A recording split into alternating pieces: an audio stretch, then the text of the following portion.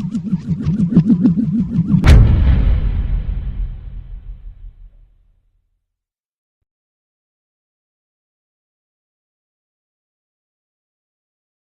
there, everyone, and welcome to another edition of the FDU Women's Soccer Report here on FDUnights.com. We're here on the academic side of campus. Jon Lauder, along with the head coach of the FDU Women's Soccer team, Eric Teepe. Coach, how are you? Doing good, John. Here.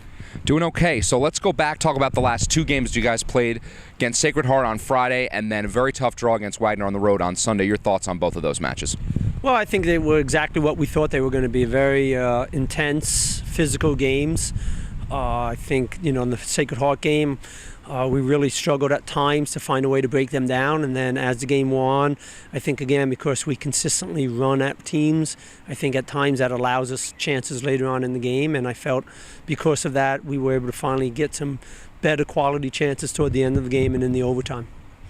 And then specifically with that Sacred Heart game, what does it say to you that time and time again in overtime you guys come up with the big plays when you need them?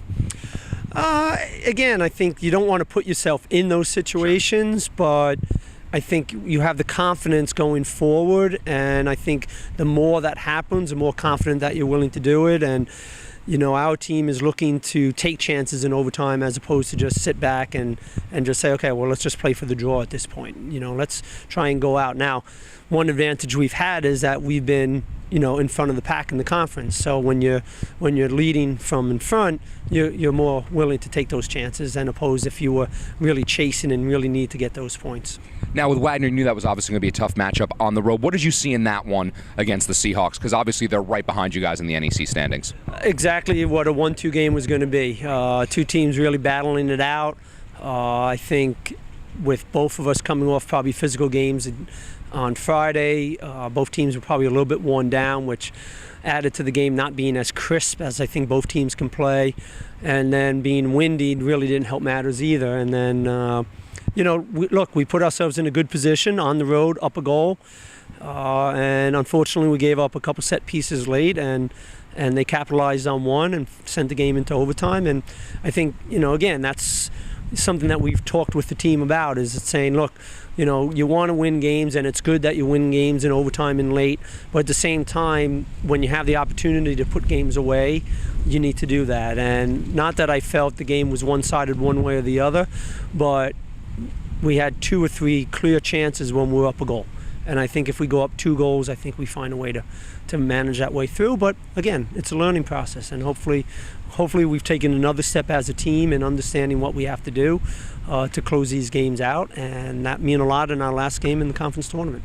So everything that you've been working up to, Coach, comes down to Sunday, big noon matchup against St. Francis. What are you expecting to see from them in that matchup? I think the same as it always is. You go to play to win the game. You don't think like, oh, well, let's take a step back and let's rest this person and let's not do this today. You go out there trying to win the game. I think it is a comfortable knowledge knowing that we are in the tournament and we're going to be in the top 2 or 3 at minimum. But again, I think our goals are pretty much the same. We want to win every time we step out on the field. And we want to win this weekend, and we want to be first in the conference in both the league and the tournament. And I don't think that changes. And I think that was something that we even did in the Wagner game. You could tell we were tired and we were beat up, but we didn't want to change to a defensive formation because that's not what our mentality is. Our mentality is, hey, we're going to go for it, and we're going to try and achieve the goals that we want to get to. And I think that's how we're going to approach St. Francis. And what's the biggest thing that you're saying to the team leading up to this match? Because obviously the importance is significant, but every game in conference has had some significance to it. What's the biggest thing you're saying to the team? It's just another step in the journey.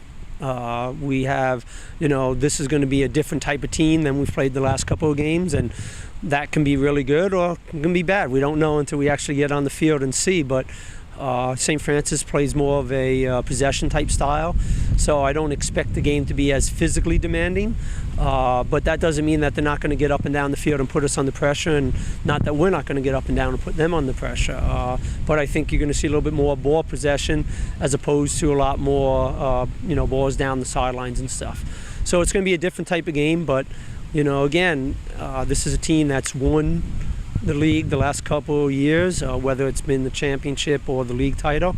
And I think for us, if we can find a way to go out and win the game, I think that's another statement for us as a team. And final question for you, Coach. How big of a difference does it make to be home on Sunday against this team in the last game of the season?